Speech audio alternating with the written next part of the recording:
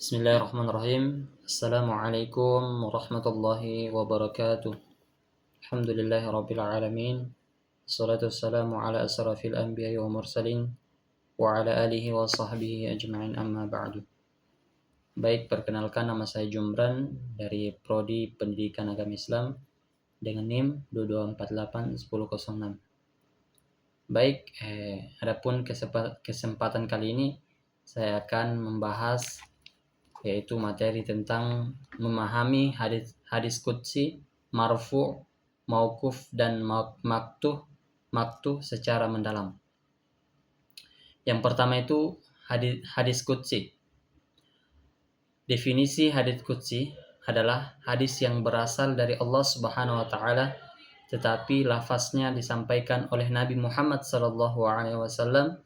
Hadis ini berbeda dengan Al-Qur'an karena tidak mutawatir, tidak dibaca dalam sholat, tidak termaksud dalam mushaf Al-Quran.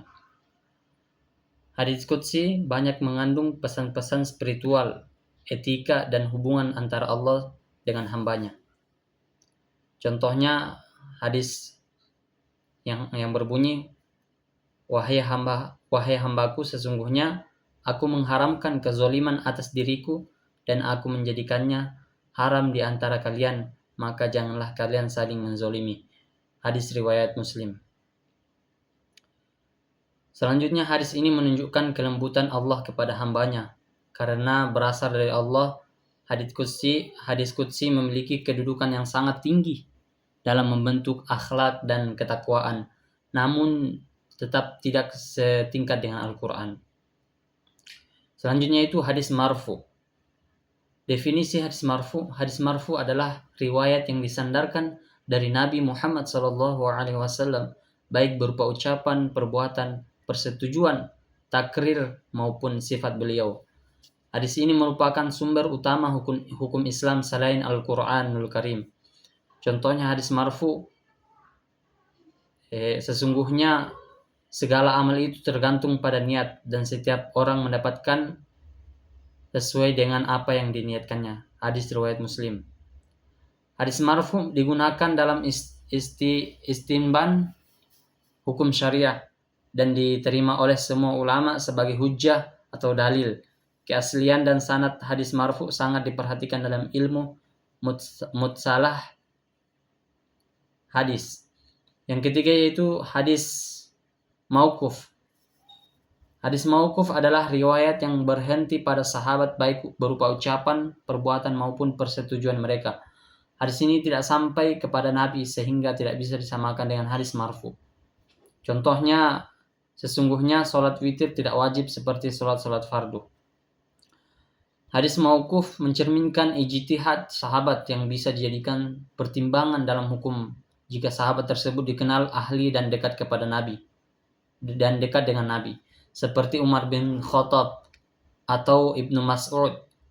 Namun ia tidak otomatis jadi hujjah. Yang terakhir yaitu hadis maktuf. Definisi hadis maktuf adalah hadis yang berasal dari tabi'in, yaitu generasi setelah sahabat. Ini mencerminkan pemikiran, ijtihad atau pandangan pribadi tabi'in. Contohnya, barang siapa yang tidak salat malam maka hatinya akan menjadi keras. Hadis maktuf tidak dapat dijadikan dalil hukum syariah secara langsung, tetapi berguna dalam melihat sejarah perkembangan pemikiran Islam, terutama pada masa awal. Pendapat para tabi'in kadang digunakan sebagai pendukung tafsir atau karinah hukum. Adapun jenis hadis yang saya sebutkan tadi, yang pertama yaitu hadis qudsi, yang itu berasal dari maknanya dari Allah Subhanahu wa taala, lafaznya langsung dari Nabi Muhammad SAW, dijadikan sebagai hujjah atau spiritual untuk akhlak kita. Terusnya hadis marfu, yaitu yang langsung dari sabda Nabi Muhammad SAW, baik itu perbuatan atau takrir Nabi Muhammad SAW, menjadikan hujjah utama hukum Islam atau menjadi hukum Islam utama. Yang ketiga yaitu mauquf, sahabat atau pendapat atau tindakan sahabat menjadi hujjah sekular tergantung sahabatnya. Yang terakhir yaitu tabi'in. Tabi'in menjadikan sebagai ijtihad pribadi tabi'in, bukan hujah tapi pelengkap sejarah. Jadi kesimpulan dari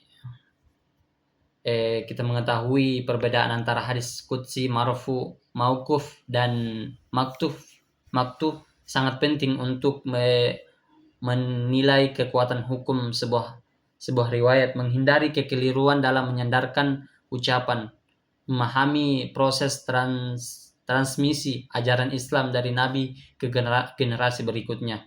Ilmu hadis ini bukan hanya soal menghafal sanad dan matan, tapi juga soal memahami otoritas setiap generasi dalam menyampaikan agama ini.